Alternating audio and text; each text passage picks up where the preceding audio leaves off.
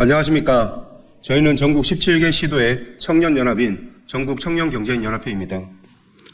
저는 오늘 정말 참담한 심정으로 이 자리에 섰습니다. 며칠 전 안산의 더불어민주당 후보인 양문석 후보의 딸이 갓 성인이 된 시점에 같은 당의 김부겸 선대위원장의 예전 지역구였던 대구 수성구에서 11억 원이라는 사업자 대출을 받은 사실이 드러났습니다.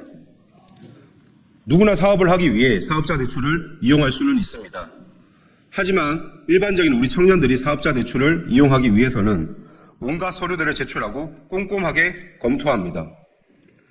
하지만 양 후보의 딸은 사업자 등록도 안 된 곳에서의 물품 구매서와 이미 예전에 폐업한 사업업체에다가 업체에 엉터리 서류를 가지고 몇백 몇천도 아닌 11억 원이라는 엄청난 금액을 대출하였습니다.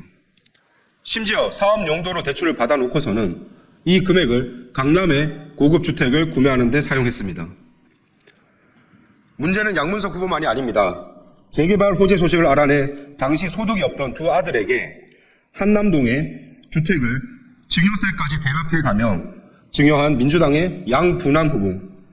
현대차 부사장 재직 시절에 계열사가 개발 정보를 가지고 그 지역의 주택을 당시 군 복무 중이던 아들에게 증여하고 같은 지역의 딸에게 22억의 갭 투자를 하는데 도움을 줬다라는 공영훈 후보까지. 이런 일련의 사건들은 우리 청년들에게 얼마나 많은 허탈감과 분노감, 배신감을 느끼게 해주는지 잘 알아주셨으면 합니다. 저는 며칠 전 인천의 한 대형 마트에서 10시 오픈을 준비하기 위해 7시부터 혼자서 짐을 나르고 있는 청년을 보았습니다. 그 청년은 새벽에 아르바이트를 해서 자신의 학자금에 보태고 있었습니다. 이런 우리 청년의 노력을 짓밟고 모욕하지 않는 공정한 사회가 되었으면 합니다. 앞에서는 부동산 투기를 근절하자고 해놓고 뒤로는 이런 식의 편법 부동산 증여를 하고 있는 민주당의 이들 후보를 즉각적인 공천 취소와 함께 진정성 있는 사과를 요청드립니다. 아직도 저를 포함한 많은 청년들이 지난 문재인 정권의 잘못된 부동산 정책으로 인하여서 큰 고통을 받고 있는 상황입니다. 잘난 부모를 만나 불법으로 의대에 진학하고 편법으로 개발 지역의 부동산을 증여받는 그런 것은 이제 근절되어야 할 것입니다. 다시 한번 간곡히 말씀드립니다. 우리 청년들의 꿈과 희망 그리고 열정을 무너뜨리는 일을 멈춰주십시오.